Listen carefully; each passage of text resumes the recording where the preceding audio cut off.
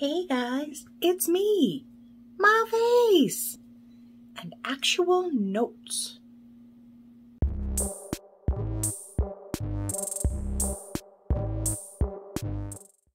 Today's happy dance is brought to us by coffee, because coffee was up here and everything else is way downstairs. If you're new here, my name is Andrea and this is a channel about cross stitch and other crafting and opinions and sometimes beer, sometimes wine, sometimes my cat, more stitching, more opinions. That's a whole bunch of stuff. If you're a returning visitor, welcome back. I have got so many things to get into. Let's not dilly-dally. Let's just jump right into the stitching. The first thing I worked on is the Red House sampler. This is from Teresa Miller. And this is in what I believe is the most recent release from the Punch Needle and Primitive Stitcher magazine. Look at me peeking at you. I wanted to stitch a red house, and specifically I wanted to stitch the 2020 pandemic sampler from Sarcy Girl.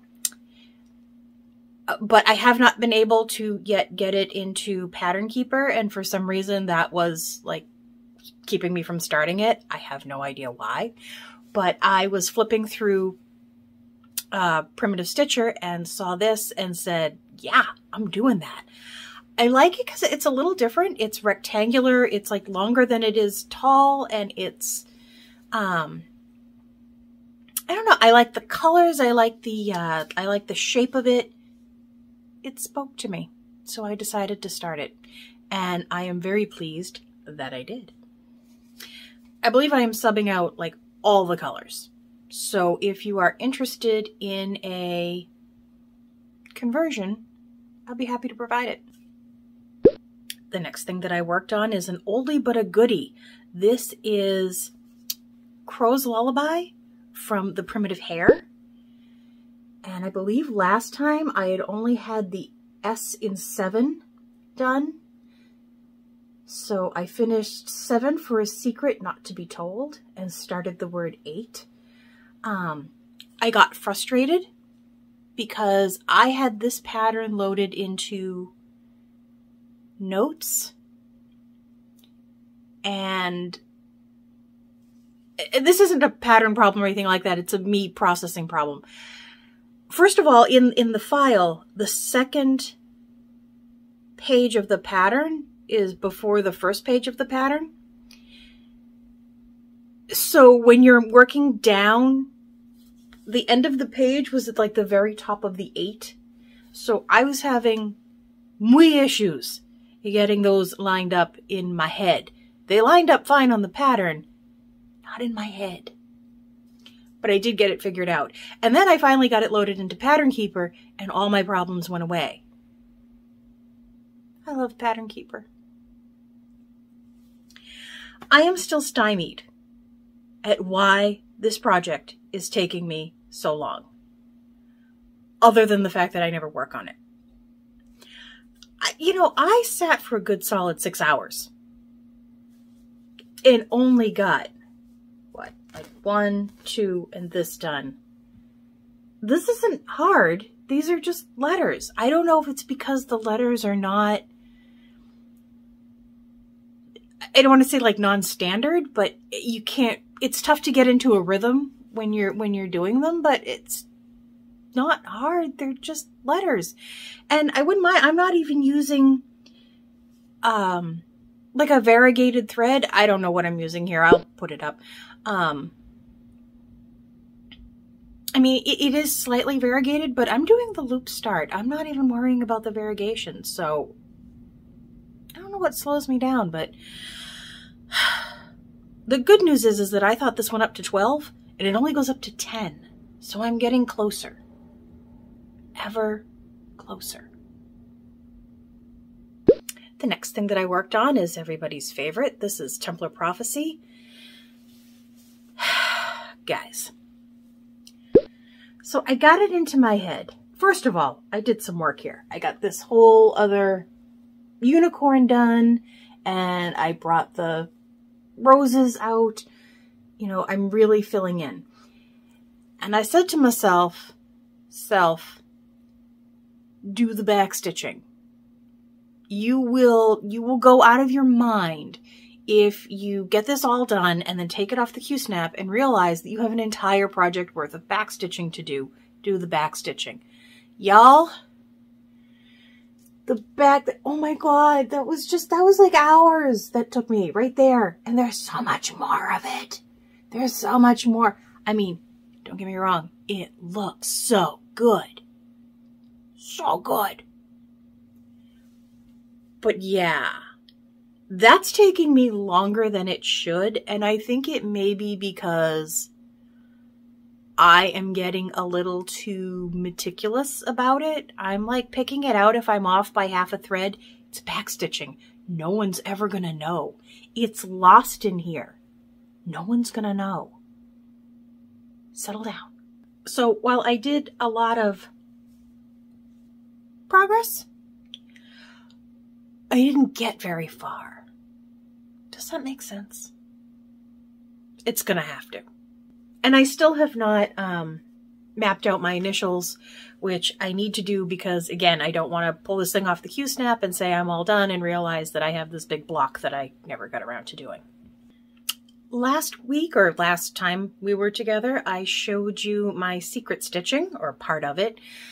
This is a pattern that I hope to get up into my Etsy store very soon. Somebody in the comments did ask about the Etsy store. I don't link to it because there's nothing in it yet. This would actually be the very first thing. So when I do have something to share, I definitely will. Trust me, I won't keep it a secret. But last time I was having trouble with the colors for this little banner that I was putting down the side. And I was getting frustrated with myself because I knew what I wanted it to look like and it wasn't behaving because what I wanted to look like I was looking at on paper, and this is fabric, and sweetie, those don't work the same, and this is a dark gray, and what I was looking at was like a tea-dyed, and rein it in. I have acquired some tools for myself. I'm pulling it together. But while I was doing that, I figured, if somebody handed me this pattern, probably the first thing I would do is start figuring out what colors I want to use. Because even though it looks good the way it is, I would probably want to pull from stash, or I would say, oh, I have a really good something that I want to use.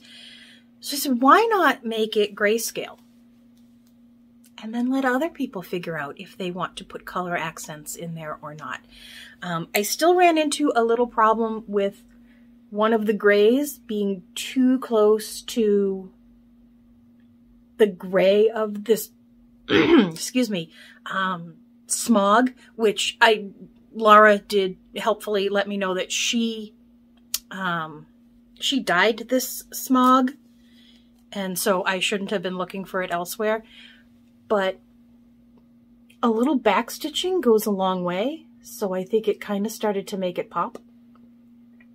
So I think I'm okay using this as kind of the model stitch or the cover stitch, and just releasing it in these shades of gray and saying, do what you want. There's a light, a medium, and a dark.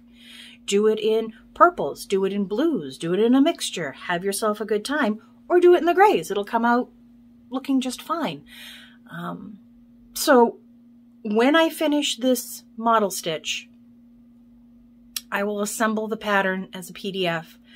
I've exported it a couple of times and gotten it into Pattern Keeper without a problem, but it doesn't have like a cover sheet or anything on it yet, so I have to make sure that that works, because if it doesn't work in Pattern Keeper, I'm just not going to do it. That's my new rule. If I can't get it into Pattern Keeper, it doesn't exist. And I'm really hoping that people enjoy this pattern. It's something that I wanted to do for me. It's something that I wanted to have hanging up in my background for work.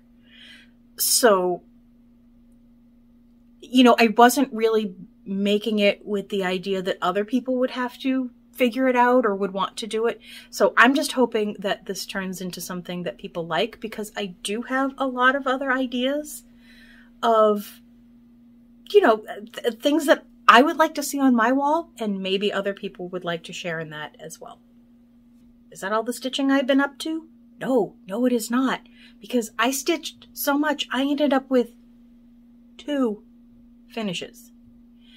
The first one is our cautionary tale. This is the pumpkin, the bird, the tulip, the pumpkin, the bird. It's Teresa Miller. And it's an adorable pattern. I liked it. I liked it when I saw it in the Punch Needle and Primitive Stitcher book. I just don't feel like I picked good colors. Sorry about the hoop things. I was going to iron them and then I didn't. And then I just didn't. But yeah, I think where I went off the rails is with this greenish for the bird. And I want to say that the original picture, the bird was closer in color to the pumpkin. I didn't really stick with that. So, I mean, it's fine. It's fine. It's fine. It's going to go in my Stitchy journal, which does technically exist now. I have the book, and I have things that are all edged, cut out, and in a page. They're not stuck down to anything, but they're there. And that's what matters. So I think this will go in with a slight, you know, with a little caution of, you know, this is a great fabric, but not for this pattern. I don't like that I can see the writing through the pumpkin. I don't feel like, and I feel like I got good coverage, so I think it's just too light of a color to go over that dark of a writing. Maybe the writing could be a little lighter. Maybe if I had washed this first or something, it would have faded a little. That might have helped. I don't know. But it's done and it's a finish, and that counts, even though it's kind of ugly. It's okay. Nothing we learned from is a waste. My second finish, I'm so excited about. This is Teresa Kogut. This is United We Stand. And look how good they look. Just look at it. Just for a couple of minutes. Let's just sit here and look at that. I'm so pleased. I am. This took a long, those dresses, you know, I have mentioned those dresses. But the best part was doing their faces. That I had the most fun with. I loved, you know, I looked at these little eyes, the way she had them charted, and I was like, those are going to look weird. They don't look weird. Look at them. Look at them. They're adorable. Who doesn't love this pattern? I would like to discuss it with you if you don't love this pattern. It won't make a difference. I love this pattern. I was a little bummed that the oval frame that I have, these won't fit in. They're a little too big. So I'm going to try to find something else to... I think they're going to look good in an oval, so I'm going to keep looking for an oval frame. Or at the very least, maybe a rectangular frame with an oval cutout. Or something like that. Done. And I think with all these finishes, that means that I should get a new start. I don't know what I want to start yet, but I want one. All right, let's check the notes because that's what I brought this here for, and I have not looked at it since I sat down. So we talked about Templar Prophecy, Red House Sampler, CROWS Lullaby, Secret Stitching. We discussed the fact that the Etsy store was not open yet. We talked about United We Stand. It is Pumpkin, Bird, and Tulip. If I had just read my notes, I would have known that it is Pumpkin, Bird, and Tulip. From Teresa Miller. What else we got going on? Let's move to haul, because I have a tiny little bit of haul. I received my Floss Frenzy. This is from Fat Quarter Shop. And this month's is... This is the March 2021 club. They usually have a name. Oh, Clover Green.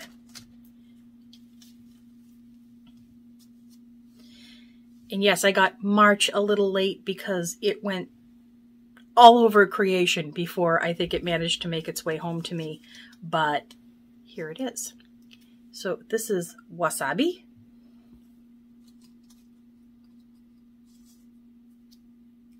Meadow. Ivy.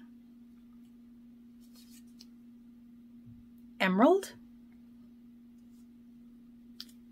Lucky, which is has nice variation. I like that. And Envy, which is just not so much my color, but that's a great color. And that needs to go, that needs to be used somewhere.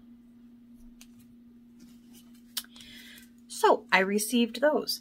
I am waiting on another order from them because of course I am. So here's the thing. As we know, I have been diligently trying to kit up CD Pumpkin Cottage. And the thread that I feel I need the most, which is Onyx and Carriage Black, which I believe are both Gentle Arts. They're out of stock everywhere. Nobody has them. And that's fine. That's the way life is. But I have on multiple sites, I have all the colors that I need for this project saved to wish lists. And then I just go in every once in a while and say, okay, are any of them in? And I'll grab them. So I was on Fat Quarter Shop and I'm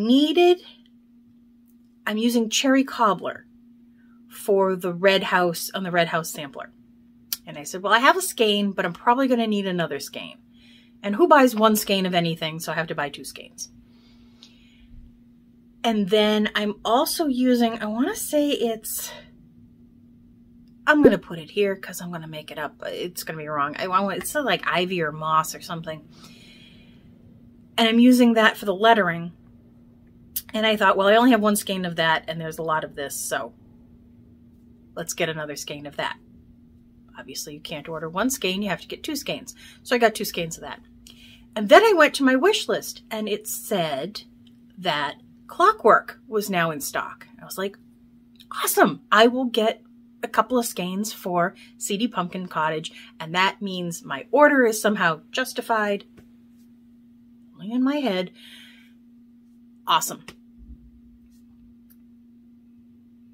I think at some point I had put Cherry Cobbler in and then I put Cherry Cobbler in again because somehow in my order I ended up with 4 skeins, which is fine because Cherry Cobbler is going to get used because that's an awesome red. And I hit, send and I placed the order and I was very excited. And as I was going to my spreadsheet, because yes, I have one, for CD Pumpkin Cottage, I already have Clockwork. That wasn't one that I needed. So, I at least have Clockwork coming. It'll go in my stash. It's fine. It'll get used. But, I was really excited to be adding to my, project that I would like to start. I would really like to start. But when it comes down to the 2 blacks on CD Pumpkin Cottage, I think I'm probably going to need those first. I'm just saying. I'm not terribly worried about running out because as much as these colors are used, they're used in little disparate places. So if I got a second dye lot of Onyx or Carriage Black, no one's ever going to know. I won't even know. So, I'm not worried about that. They'll come when they come. I actually, and I don't know why I've never kind of looked into this. World of Cross Stitch here in Massachusetts. They're in Littleton, which is about an hour and a half from me. It's an hour and a half from me because I don't drive highways. Because, yeah. So it's not a place I've ever gone. And their website, I don't think they have an actual website. Every time I click on website, I either get their Facebook page or this blog page, which, you know, looks great, but it doesn't really tell me what they carry. So I'm thinking of giving them a call to see if they have what I'm missing, because if they don't have an online store, chances are maybe people have not cleaned them out of you know, various threads. So I am going to give them a call and see if they can mail to me. But if anyone's done business with them, just let me know. Do they tend to prefer email, phone call? I'll do anything. So last week I sat here and I was flashing this pattern all over the place talking about things. And as I was editing, realized that I forgot to actually give it away. So let's give it away this week. This is Plum Street Samplers. This is Rack Stack, and it came out adorable. If you're interested in my conversion, here's my finished piece. If you're interested in the conversion, I'm happy to provide it. I do not run my giveaways the way a lot of other people do. We don't do the whole like and subscribe and comment thing because I guess YouTube just doesn't like that. And I don't want to annoy YouTube. So what I have is down in the description, you'll see a link to a Google form. The only information you need to give me is your email address and your YouTube username. That's the name that appears when you make a comment. Other than that, I believe everything is optional. But you can give me your mailing address up front. And then if you win, I just mail it and we go on with our day. If you don't want to give it to me, that's not a problem. I'll just email you when you win and we will go from there. Please be 18 if you're going to enter. You can be anywhere in the world. I'm happy to ship. What I might do though, no, what I'm definitely going to do, let's plan on it, is this is going to get folded so that I can send it with regular stamps and I don't have to go to the post office because me and the outside world, I don't always get there. The last person I sent a pattern to, I believe it was like 2 weeks before I managed to get it into the mail. I'm hoping it arrived. If you were waiting for something from me recently and it didn't arrive, let me know. But otherwise, I'm not going to put a date on when I'm going to draw for this because I don't know when I'm going to make my next video because life is like that. So let's just say before I make my next video, I will draw for this. It's going to give you at least a week, maybe more. So feel free to head over, enter your name in, and we will get Rack Stack out of my collection. So that is about it for the stitching. I do have a few things to chat about. I'm going tomorrow at noon to get my COVID vaccine. I'm very excited. I am getting the Johnson & Johnson, so it is one and done. I know a couple of people who have gotten it already and they did not have any side effects or anything like that. So let's hope that the same happens for me. Since I will be vaccinated and my father will be vaccinated, I think I am going to go over his house and give him a hug for the first time in a year and something. So that would make for a nice day. A really nice day. I was also recently inspired by Pam and Steph over at Just Keep Stitching. If you're not watching them, you're missing out. They have never monetized their channel. They've never had ads on their channel and they don't want to. And I don't blame them. I don't think YouTube does a good job with the ads. I think they play too many of them. I think the fact that there are some ads that are 20-something minutes long, those are always skippable, but still, that's dumb. And the fact that I don't feel like I have a lot of control over whose ads are shown on my my videos, it's just, to me, it's not a great system. And pennies, you make pennies off of this. So I thought I would take a page from Pam and Steph's book. What they have done is set up an account over at Buy Me a Coffee. And basically you go over there and you can, you know, buy someone a coffee, 2 coffees, 10 coffees, 100 coffees. But it gives you the opportunity to, you know, give a creator a little money to help put back into the channel without having to commit to like a monthly payment like on Patreon, and without having to sit through ads that may be uncomfortable, may be irrelevant, may be downright offensive. You know, I don't think ads are the way to do it. So, starting with this video, I am not putting ads on my videos. I have opened a Buy Me a Coffee, which is actually buy me a skein of fancy floss. That's how I'm looking at it. And if you find information here that's valuable, or if it's entertaining or something like that, and you feel like you want to throw a couple of dollars into that little virtual tip jar, that would be great. If you don't feel like you want to, there's no pressure, and you still haven't had to sit through any ads, which is definitely a bonus.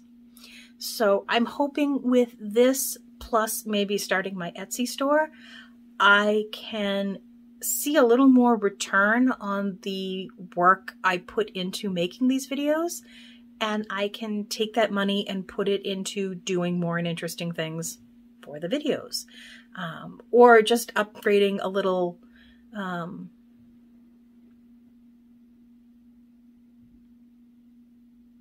my thing is blinking at me, and I think it's about to run out of space and start a new file. We'll wait for that to... No, we won't wait for that to happen. We'll just start it ourselves. So like I was saying before my phone decided it was going to cut me off, you know, hopefully I can take that money and put it back into new and interesting things for the channel, or, you know, upgrading a little equipment here, maybe a better light, things like that. You know, let's just see how it works. But yeah, from here on in, I'm hoping that we will be ad-free. Won't that be nice? Speaking of Pam and Steph, as we know, we all associate them with StitchCon. I was very disappointed. About a week ago, I got my email saying that I had a spot at StitchCon this year, and I'm just not able to travel in June. I don't think I can plan it that quickly, and I'm not entirely sure I'm comfortable with flying yet. So I gave up my spot at StitchCon for this year, and hopefully that just means that somebody who really, really is able to travel and is excited about going will get to go, and I will just, as I have done in years past, live vicariously through everybody posting on Instagram from the meetup. I'm kind of hoping if something comes up, maybe like in the fall, in September, October, or maybe, I'd say even definitely next spring. I think what I probably want to do is put my name back on the StitchCon list for next year, because I want to go to a retreat. I desperately want to go to a retreat. I want to see my people. I want to meet my people. You're all my community, and I feel like I float too much around the edges. I want to actually, you know, meet up with people. So yeah, let's hope for next year. My last little announcement or observation is we are coming up on 2,000 subscribers. That's insane. The fact that almost 2,000 people even thought to press a button and say, yeah, I want to hear what she has to say more than once. That's amazing to me. So I am very, very thankful for all of you, and I am going to start planning some sort of giveaway for 2,000 subscribers. I can't guarantee that I will know what that is when we hit 2,000, but we'll get there. We'll figure it out. In the meantime, if you haven't subscribed and you meant to, now would be a great time. As always, guys, thank you so much for watching. Thank you for subscribing. Thank you for your likes and even your dislikes. And thank you so much for your comments. I read them all and I appreciate them all. And I appreciate you. Thank you for being my community. Bye, guys.